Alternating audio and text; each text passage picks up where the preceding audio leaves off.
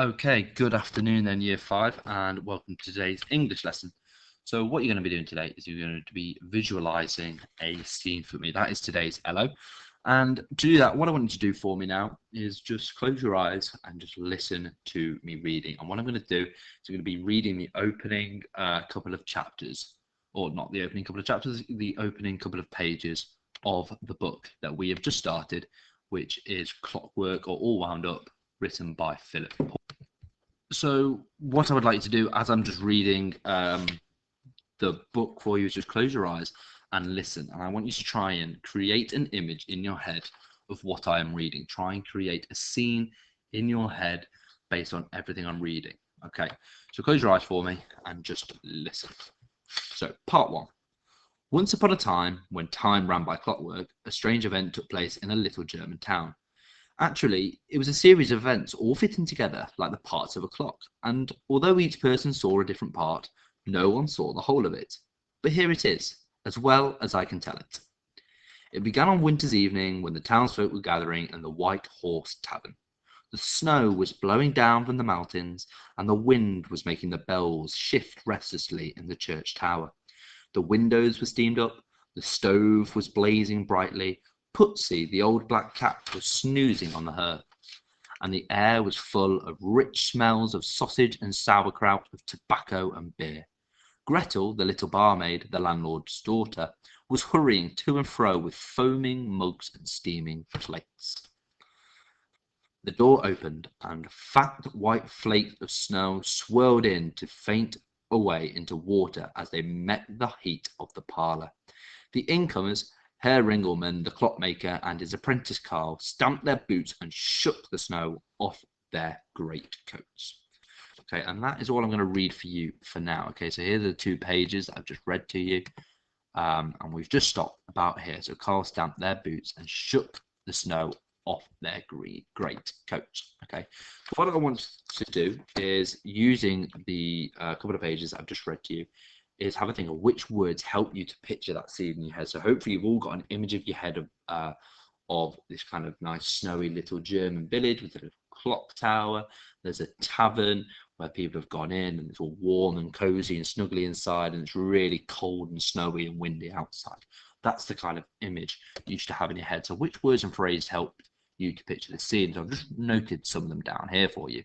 If you want, you can find some more by going on to this book and having a look what kind of phrases and words there are. So we've got a little German town, a winter's evening, the snow was blowing down from the mountains, the wind was making the bells shift restlessly, the windows were steamed up, the stove was blazing brightly, the old black cat was snoozing, the air was full of rich smells, foaming mugs and steaming plates, white flakes of snow swirled in.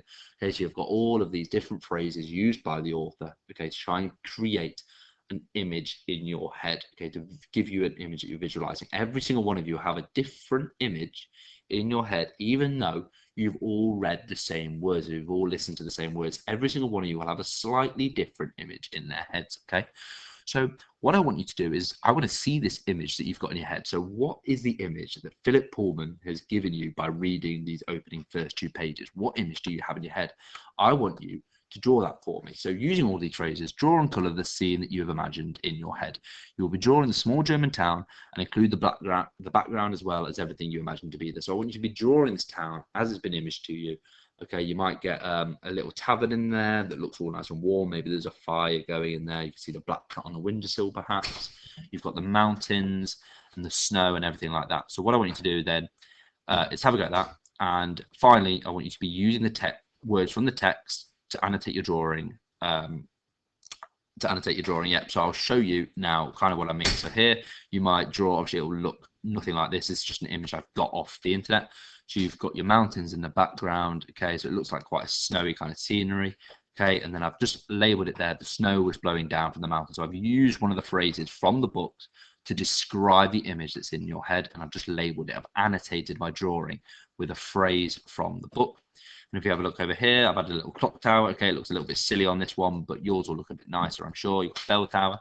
And it says here, the wind was making the bells shift restlessly.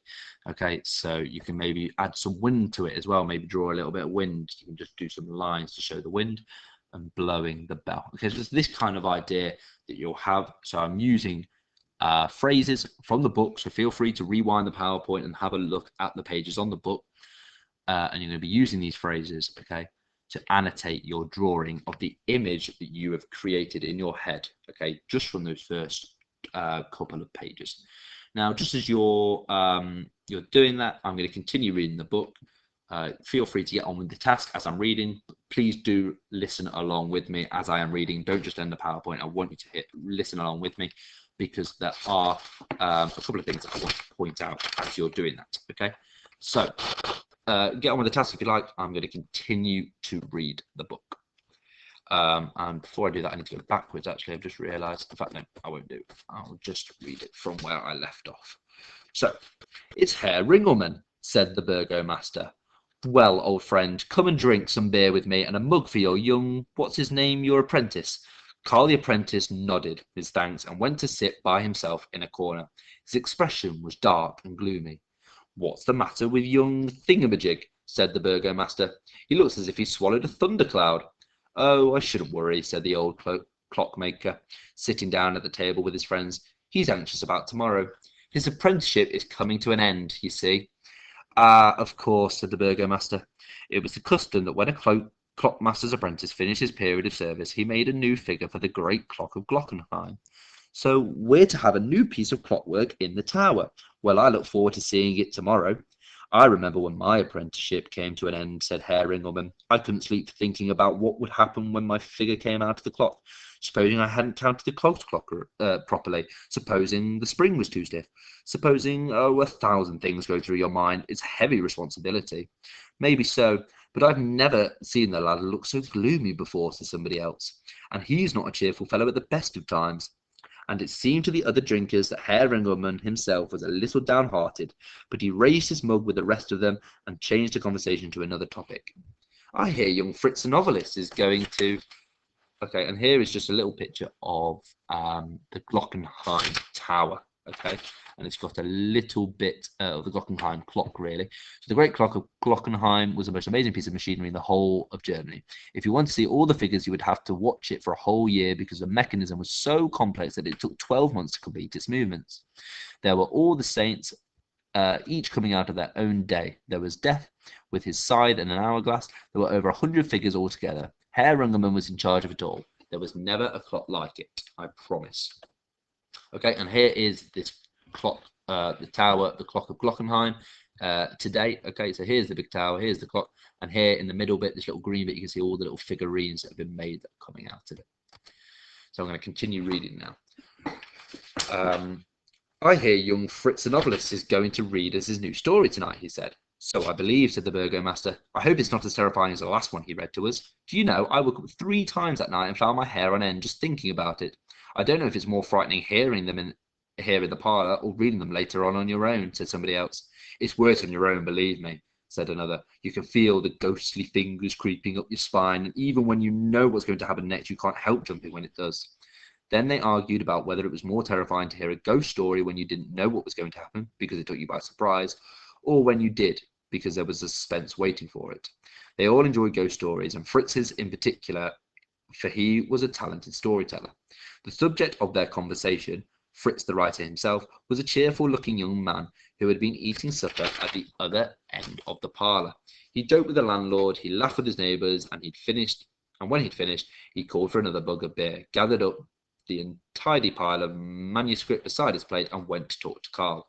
Hello, old boy, he said cheerfully. All set for tomorrow? I'm looking forward to it. What are you going to show us? Carl scowled and turned away. The artistic temperaments, said the landlord wisely. Drink up your beer and have another on the house, in honour of tomorrow. Put poison in and I'll drink it then, muttered Carl. What? Said Fritz, who could hardly believe his ears. The two of them were sitting right at the other end of the bar, and Fritz moved as to turn his back to the rest of the company and speak to Carl in private. What's the matter, old fellow? He went on quietly. You've been working at your masterpiece for months. Surely you're not worried about it. It can't fail. Carl looked at him with a face full of savage bitterness.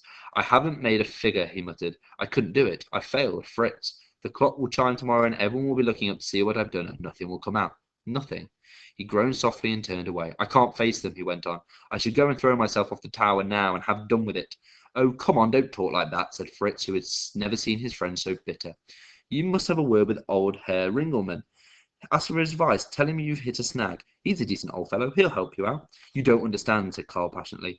Everything's so easy for you. You just sit at your desk and put pen to paper and stories come pouring out. You don't know what it is to sweat and strain for hours on end with no ideas at all, or to struggle with materials that break and tools that go blunt, or to tear your hair out trying to find new variation of the same old theme. I tell you, Fritz, it's a wonder I haven't blown my brain out long before this.